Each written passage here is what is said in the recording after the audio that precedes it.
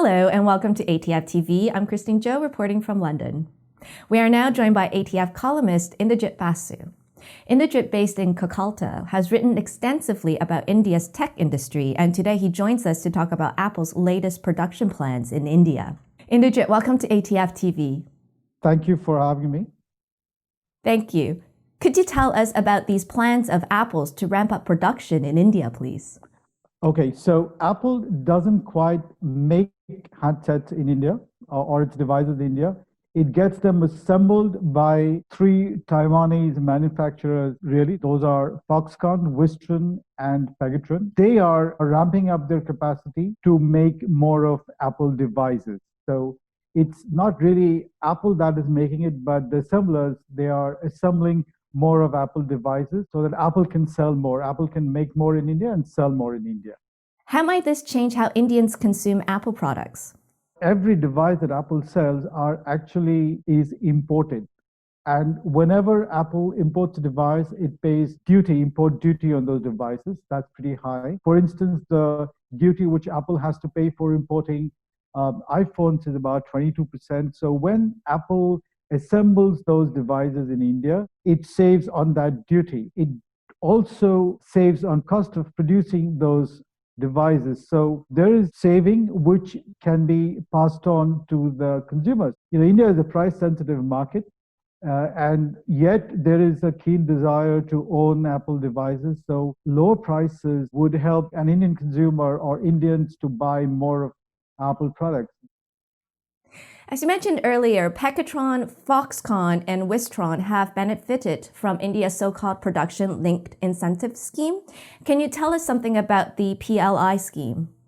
Yeah, sure. So it's called Production-Linked Incentive Scheme that the Indian government has, crafted to boost domestic local manufacturing and cut down import bills. So government has invited a few local and foreign manufacturers and avail of the incentive. So for every device sold, the Indian government would offer them 4 to 6% of the selling price starting from 2019, 2020 for about 5 years. So starting from 2019 to 2025, they will get incentives which starts at 4 and goes up to 6 for selling every incremental device. That incentive is based on the selling price, not the manufacturing price. So let's say Apple iPhone takes about $200 to make, but it sells for about anything between 600 to 1,000 or even more. So it's a huge incentive for the assemblers to make in India and sell. Now, the other thing is that it's not just to reduce prices. The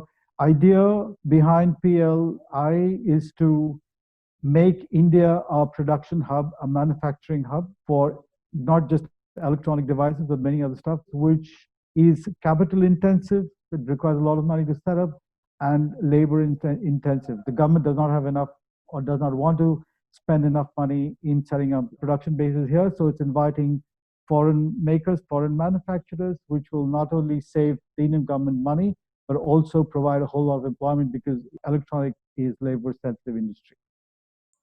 How does Prime Minister Modi's self-reliant campaign fit into all of this? The scheme actually focuses on attracting substantial investment opportunities from foreign companies. That's the crux of the matter. That's what the government says. And well, through that scheme, the government is motivating not just Indian manufacturing companies, but all manufacturing companies to expand their operations and production in India, which is a part of India's larger Make in India initiative. India is, aiming to be self-reliant to reduce its import, and this is one of the strategies that India is following to be self-reliant.